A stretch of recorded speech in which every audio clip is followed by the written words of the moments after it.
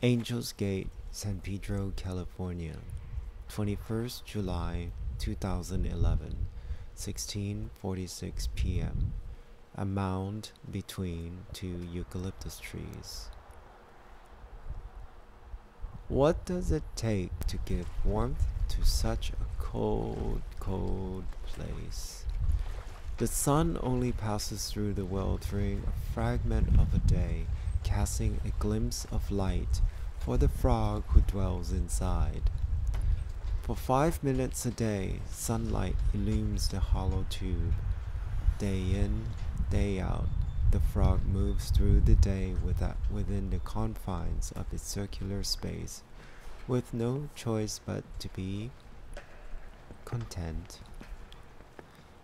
It has not rained for years, the soil painfully cracked under the beating sun. A young child who dwells at the base of a mountain peak, meters above sea level, watches the dry desert lake bed below. Each morning, before the break of light, he walks down to survey the dry lake bed with 2 bucketfuls of water, collected from a running stream nearby his humble hut. In the darkness, the crumbling sound of crusty soil reminds him of how unforgiving this vast landscape can be. He finds a young avocado tree clinging to life. He waters the plant with the 2 bucketful of water. He returns home by midday before the unbearable sun pounces down. The boy continues his morning ritual throughout the years of drought. The avocado plant clings on.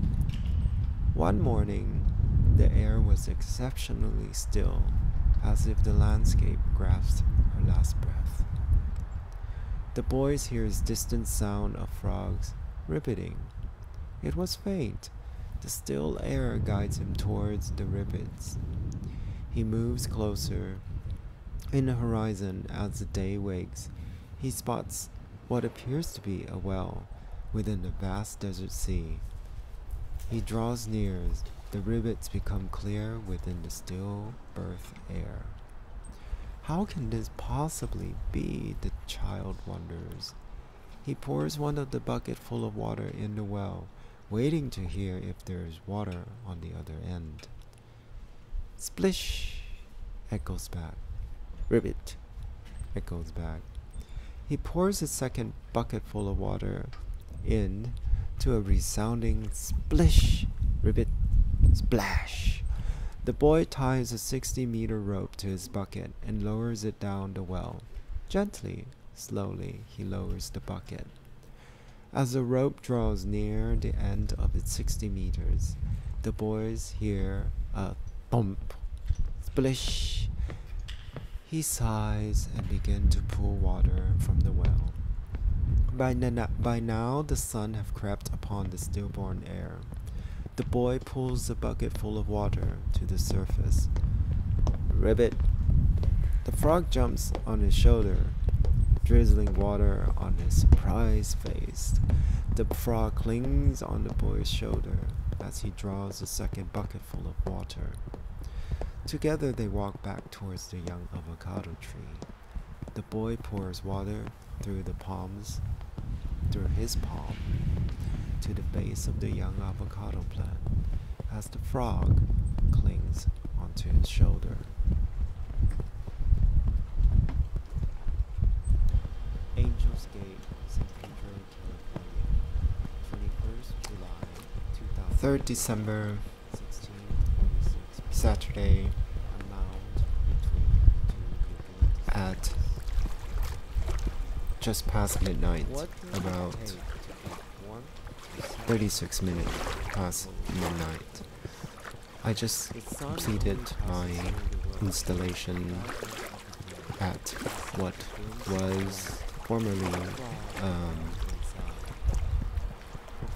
a storage facility, turned into a gallery space. The piece is entitled An American Storage Company. I thought that title was quite appropriate. as it triggered my memory of driving down Lake, I believe it was Lake Avenue, or no, it was Fair Oaks Avenue, driving towards Pasadena. There's an old Art Deco building, and it was a storage facility called an American storage company. However, I believe the name has changed since. At any rate, I thought it was an appropriate title for this installation, whereby I chose a corner on the northwest corner of this building, facing La Brea Boulevard. For many reasons. One, it's an intersection. The corner is an intersection of two concrete slabs, separated by what appears to be a sewage pipe.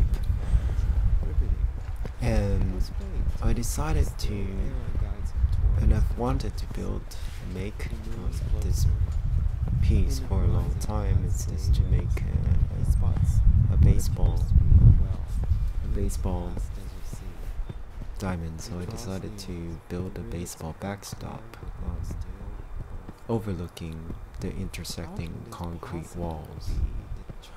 A couple of other components to the installation is the home plate as well as the pitcher's mound. And the pitcher's mound is the boy ties a 60-meter rope to his bucket and lowers it down the well. It's composed of as the rope draws near the end of its a couple of things. One being a lemongrass compost, which I've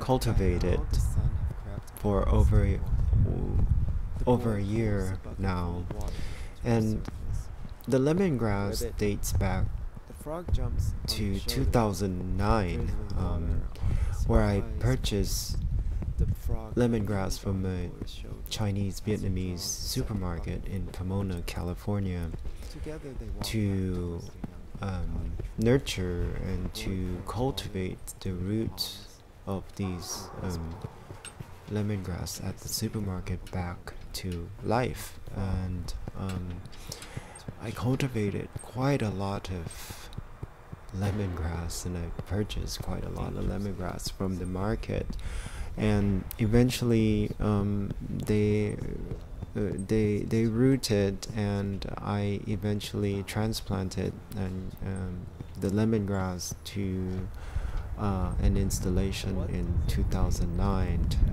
whereby I grew these lemongrass in abandoned lots and spaces around the art complex, to eventually cultivate that into to make lemongrass tea. Well,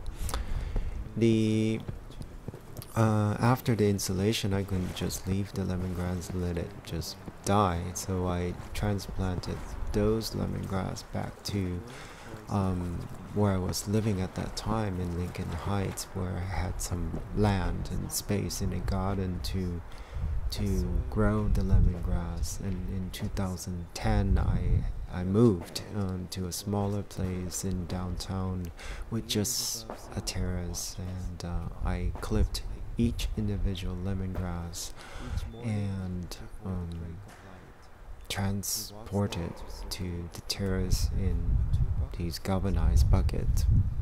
It was in the middle of the summer, and a heat wave. It was right in the middle of a heat wave, and well, they all died. So I composted them for a long time, over 1.5 years. So that was one component that made up the pitcher's mound. The other is my pilgrimage to Manzanar. It's a former really internment camp for Japanese people of Japanese descent during the Second World War, and that's where the government herded them to stay. I went there to collect the soil from that site. The location is it's at the base of a hollowed out tree behind the one existing structure at the historic site. I guess it was the main gymnasium or auditorium type of structure, and today it's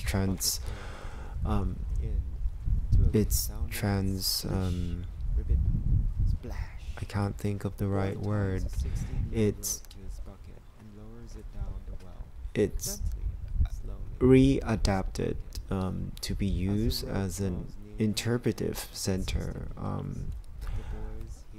about the internment camp. At any rate, in the back of that structure, it overlooks the Sierra mountain range with a flagpole. But at the time when I was there, there were no flag on the flagpole, and across from the flagpole was a hollow tree, and I decided to collect the soil from there.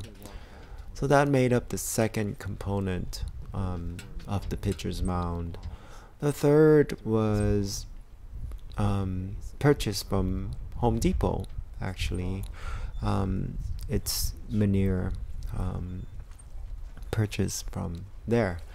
So I decided to mix the soil and compact it, the three components, to make the foundation for the pitcher's mound within the installation.